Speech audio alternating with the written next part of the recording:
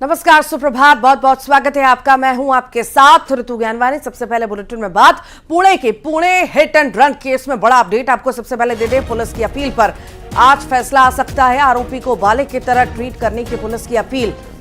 नाबालिग आरोपी के पिता की कोर्ट में आज पेशी भी होगी। आरोपी के पिता की कल गिरफ्तारी हुई थी। बता दें, पुणे में हिट एंड रन का यह मामला सामने आया। लग्जरियस कार से बाइक सवारों को टक्कर मारी गई, जिनकी मौके पर मौत हो गई। 2 इंजीनियर थे जिनकी मौके पर मौत हो गई थी और उसके बाद से ही कार्रवाई की मांग उठने लगी। परिवारजनों का भी कहना है कि कार्रवाई हो। ये भी बता दें कि नाबालिग था जो गाड़ी चला रहा था, बड़े बिल्डर का, पुणे में बिल्डर है, उसका बेटा है ये, और शराब पीकर वाहन चला रहा था। लगभग 200 की स्पीड में ये वाहन था और तेज रफ्तार कार ने बाइक सवारों को टक्कर मारी और घसीटता ले गया, जिसमें 2 इंजीनियर्स की मौत हो गई।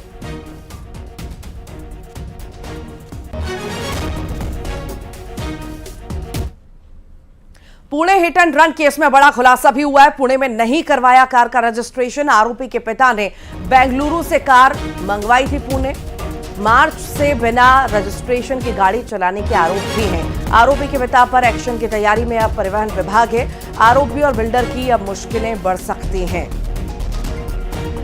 तो गाड़ी का रजिस्ट्रेशन नहीं हुआ था। मार्च से लेकर के ये गाड़ी चलाई जा रही थी और रजिस्ट्रेशन अब तक नहीं कराया गया था। इस पर भी सवाल उठने लगे हैं और अब जो डीलर है जिसके थ्रू ये गाड़ी मिली, उस पर भी और साथ ही साथ आरोपी के पिता पर भी कार्रवाई अब हो सकती है।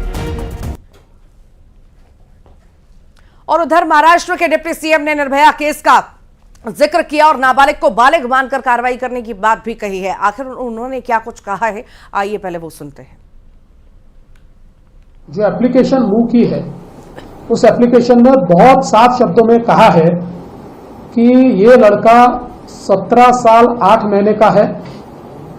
ये जो क्राइम है ये हीनियस क्राइम है और निर्भया कांड के बाद जुवेनाइल जस्टिस एक्ट में जो चेंजेस आए हैं उसमें 16 साल से ऊपर अगर विधि संघर्षित बालक है लेकिन क्राइम हीनियस है तो उसको एडल्ट करके ट्रीट किया जा सकता है और उसको एडल्ट ट्रीट करना चाहिए।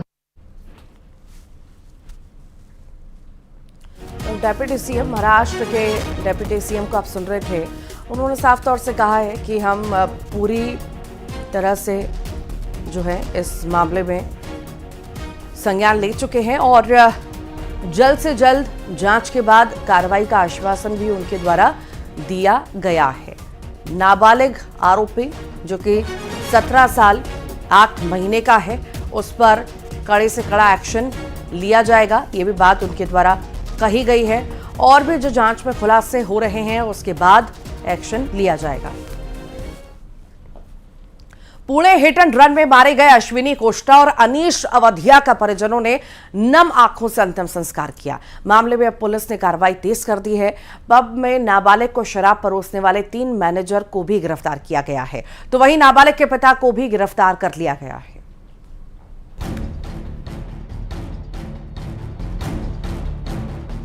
पुणे में रसूखदार के नाबालिग बेटे ने अपनी पोर्शे कार से कहर बरपाया। 200 किलोमीटर प्रति घंटे की रफ्तार से फर्राटा मार रही कार ने 2 इंजीनियर्स को मौत की नींद सुला दिया। घटना का सीसीटीवी भी सामने आया और दोनों मध्य प्रदेश के उमरिया और जबलपुर के रहने वाले थे। जबलपुर के अश्विनी कोष्टा का परिजनों ने नम आंखों से अंतिम संस्कार किया। बेटिया कल तक पुणे में सॉफ्टवेयर इंजीनियर थी, लेकिन अब वो इस दुनिया में नहीं रही। उधर उमरिया में अनीश अवधिया के घर पर मातम है। मां का रो रो कर बुरा हाल है। क्या बोलूं, बस मुझे मेरा बेटा दे दे कोई डॉक्टर। मेरा बच्चा चला गया, उसकी क्या गलती थी? उसकी कोई गलती नहीं थी मेरे बेटे की जो चला गया। मेरे बेटू को क्या गलती थी उसकी जो उसने मेरे बेटे को मार दिया। मामले ने तब तूल पकड़ा जब घटना के महज 15 घंटे के अंदर आरोपी को बेल मिल गई। बेल की जो शर्त रखी गई उस पर भी सवाल खड़े होने लगे। मसलन लड़के को 15 दिन के लिए यरवदा में ट्रैफिक पुलिस के साथ काम करना होगा। दुर्घटनाओं पर एक निबंध लिखना होगा। शराब पीने की आदत का इलाज और काउंसलिंग करानी होगी। मामले के तूल पकड़ने पर महाराष्ट्र की पुलिस हरकत में आई और नाबालिग के पिता बिल्डर विशाल अग्रवाल को हिरासत में ले लिया। इसके अलावा जिस पब में नाबालिग ने शराब पी थी, उसके 3 मैनेजर्स को गिरफ्तार कर लिया गया। यही नहीं, मामले में डिप्टी सीएम देवेंद्र फडणवीस ने पुणे के पुलिस आयुक्त और अधिकारियों के साथ बैठक की। डिप्टी सीएम ने पुलिस पर किसी दबाव के आरोपों को खारिज भी किया।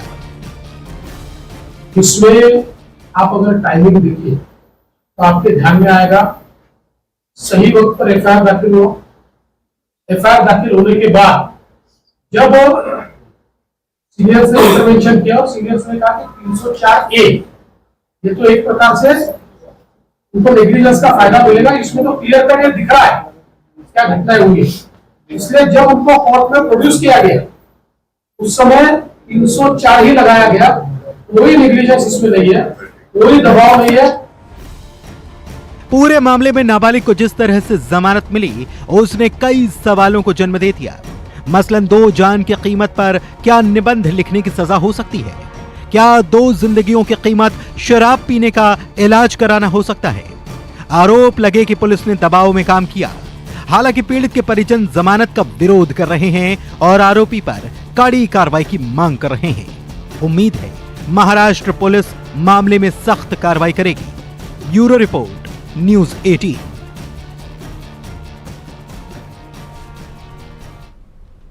चलिए आगे बढ़ेंगे, रायपुर का जिक्र करेंगे। एम्स में मेडिकल छात्रों ने खुदकुशी कर ली। दरअसल मृतक रंजीत भुजन भुवनेश्वर का रहने वाला है। रायपुर एम्स में पीजी की इंटर्नशिप कर रहा था। मृतक छात्र 1 साल से पीछे हो गया था और डिप्रेशन में भी चल रहा था। प्रथम दृष्टता जांच में पता चला है कि इंजेक्ट कर सुसाइड किया गया है। मामले की जांच में फिलहाल पुलिस जुटी हुई है।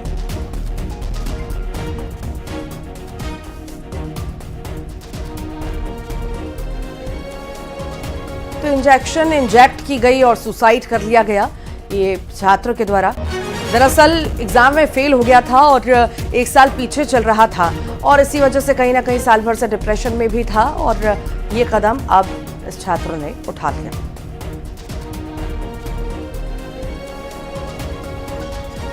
और ज्यादा जानकारी के लिए सहयोगी युगल तिवारी हमारे साथ जुड़ गए हैं।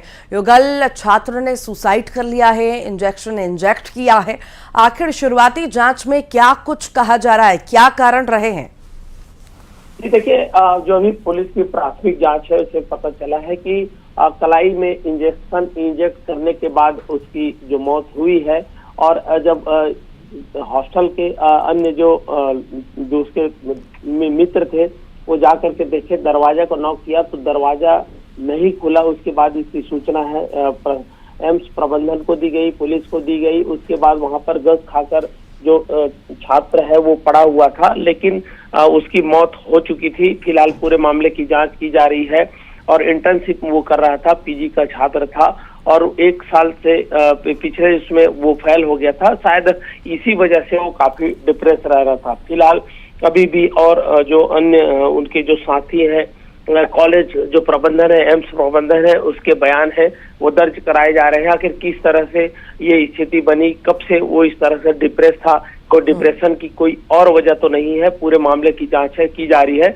लेकिन अभी जो पता चला है उसमें कलाई पर इंजेक्ट करने के बाद है उसकी मौत हुई है। जी वाकई हाल ही में हमने देखा कि इन कुछ ही दिनों में बड़ी संख्या में छात्रों ने मौत को गले लगा लिया, अपनी जान दे दी। कहीं ना कहीं डिप्रेशन और एक प्रेशर की वजह से कहीं ना कहीं ऐसा कदम ये छात्र उठा रहे हैं। बहुत ज़रूरी है कि इन्हें एक सपोर्ट मिले, एक सही गाइडलाइन मिले जिसके तहत ये आगे बढ़े, ना कि ऐसे कदम उठाएं। फिलहाल बहुत शुक्रिया। बात करेंगे ग्वालियर की, जहां गोले का मंदिर इलाके में फिल्मी स्टाइल में फायरिंग करने वाले शातिर बदमाश भोला को दबोचने में पुलिस ने कामयाबी हासिल की है। बिजौली थाना पुलिस ने कुख्यात अपराधी भोला गुर्जर को पकड़ा। भोला पर लूट, हत्या का प्रयास, अवैध हथियार की तस्करी जैसे 15 संगीन मामले दर्ज हैं। भोला हथियार के साथ रील्स बनाता था और उसे सोशल मीडिया पर अपलोड कर पुलिस को खुली चुनौती भी देता था। हाल ही में उसने गोला का मंदिर इलाके में गोलीबारी की थी। पुलिस ने करीब 15 दिन की मेहनत के बाद उसे पकड़ने में सफलता हासिल की। व्यक्ति का नाम भोला गुर्जर है उर्फ भोलू गुर्जर, पारसीन का रहने वाला है। इसको आज हमने गिरफ्तार किया है। उसमें इसके पास से 2 कट्टे बरामद हुए हैं, 1 पिस्टल बरामद हुई है। पिस्टल के साथ में पिस्टल का एक 32 बोर का राउंड है और कट्टे के साथ में 15 राउंड है 315 बोर के। इसके अलावा जो है ये काफ़ी सारे आपराधिक मामले इसके सामने आए हैं। तो ये जो है पुलिस को खुली चुनौती कहीं ना कहीं दे रहा था और अब इसकी धरपकड़ की गई है। तस्वीरें देखिए किस तरह से फिल्मी स्टाइल में फायरिंग इसके द्वारा की गई, गुंडागर्दी यहाँ पर की गई और भागने में इसको महारत हासिल है। कई बार पकड़ने का ऐसा प्रयास किया गया पर हाथ में नहीं आता था ये और अब जाकर के इसकी गिरफ्तारी हुई है। बिजौली थाना पुलिस ने भोला को दबोच लिया है, गिरफ्तारी इसकी हो चुकी है। अब कड़ी से कड़ी कार्रवाई इस पर होगी। 15 संगीन अपराध भी इस भोला पर दर्ज हैं। खौफ दिखाने के लिए, लोगों में खौफ पैदा करने के लिए तमाम तरह की कोशिशें इसके द्वारा की जाती थी। ये फायरिंग की तस्वीर भी आप देख रहे हैं, फिल्मी स्टाइल में किस तरह से फायरिंग कर रहा है। ना कोई डर ना भय, खुली चुनौती बना हुआ था ये पुलिस के लिए लंबे वक्त से। रायपुर से बड़ी खबर है, राधिका खेड़ा ने नोटिस का भेजा है जवाब। बता दें सुशील आनंद शुक्ला के नोटिस का जवाब भेजा है। नोटिस में राधिका ने अपने आरोपों को दोहराया। 3 दिन में सुशील आनंद को माफी मांगने को भी कहा है, वरना कानूनी कार्रवाई की बात भी कही गई है राधिका खेड़ा के द्वारा।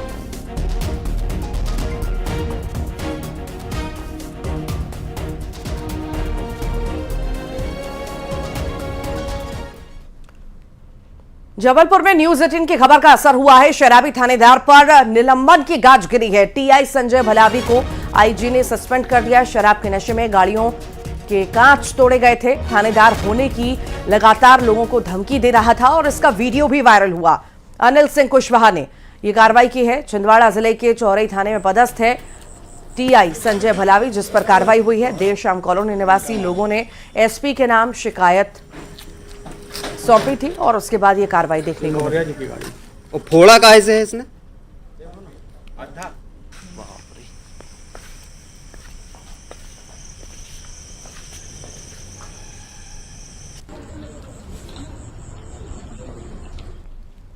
और अब बात बदलते मौसम के मिजाज की। सबसे पहले बात भोपाल की करेंगे, एमपी की करेंगे। एमपी के कई जिलों में हीट वेव की चेतावनी दी गई है। बता दें मौसम विभाग ने जारी की है हीट वेव की चेतावनी। ग्वालियर, राजगढ़, गुना में हीट वेव की चेतावनी दी गई है। तो वहीं शिवपुरी, टीकमगढ़ में लू चलेगी, गर्म हवाएं चलेंगी, ये कहा गया है। चेतावनी दी गई है आने वाले दिनों में और ज्यादा गर्मी, भीषण गर्मी हमें देखने को मिल सकती है। और खास तौर पे इस समय ध्यान रखना बहुत ज्यादा जरूरी है क्योंकि मौसम का मिजाज बहुत ज्यादा बदल रहा है और पारा बहुत ज्यादा हाई होता जा रहा है दिन ब दिन। तो गर्मी से बचने के उपाय भी ये जरूरी हैं। कई तरह के उपाय हैं जो आप अपना सकते हैं, वो भी हम आपको बता रहे हैं। धूप में छाते का इस्तेमाल ज़रूर करें। गर्मी से बचने के ये उपाय हैं। साथ ही साथ आपको बताएं धूप में तौलिए से चेहरे को ढक लें कि ज़्यादा धूप का प्रकोप आप पर ना पड़े। पूरा कपड़ा पहनकर ही घर से निकलें।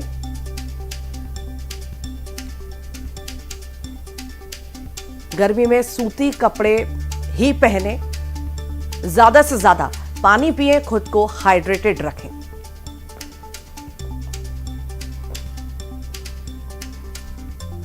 तो हीट वेव अब होने जा रही है। गर्म हवाएं, तेज गर्मी, पारा हाई, ये सब अब हमें देखने को मिलेगा मध्य प्रदेश के अलग अलग जिलों में। और कहीं ना कहीं लोग अब इससे परेशान होते हुए बहुत ज्यादा नजर आएंगे। नौतपा के पहले ही भट्टी की तरह खरगोन तप रहा है। 25 मई से नौतपा की शुरुआत होनी है, लेकिन अभी से ही जिले का तापमान 44 डिग्री के ऊपर दर्ज किया जा रहा है। मंगलवार को दिन सीजन का सबसे अधिक गर्म दिन दर्ज किया गया। मंगलवार को जिले का तापमान 44.2 डिग्री दर्ज किया गया। जिले में भीषण गर्मी के चलते दोपहर में अघोषित कर्फ्यू जैसे हालात भी हो गए।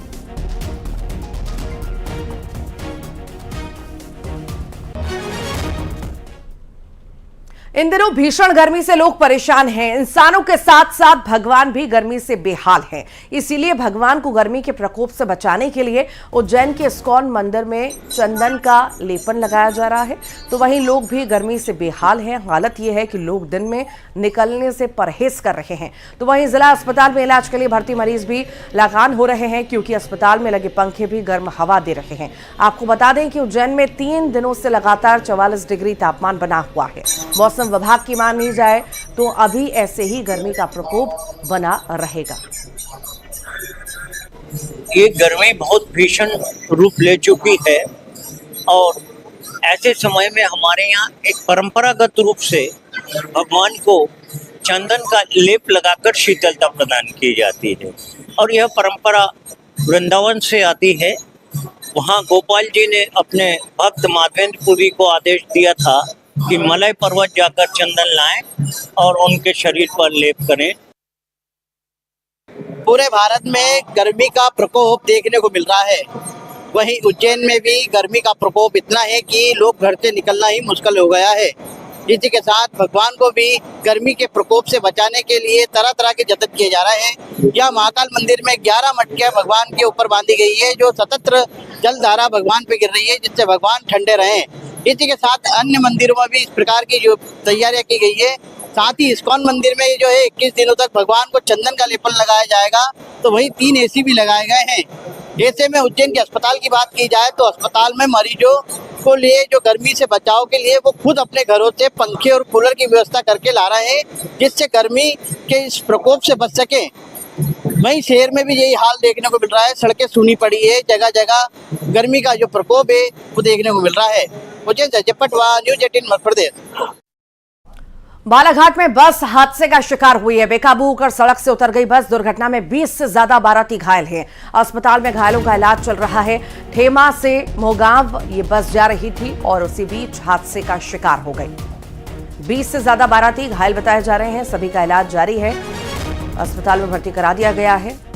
हादसे का शिकार ये बस हुई है और 20 से ज्यादा यात्री घायल बताए जा रहे हैं।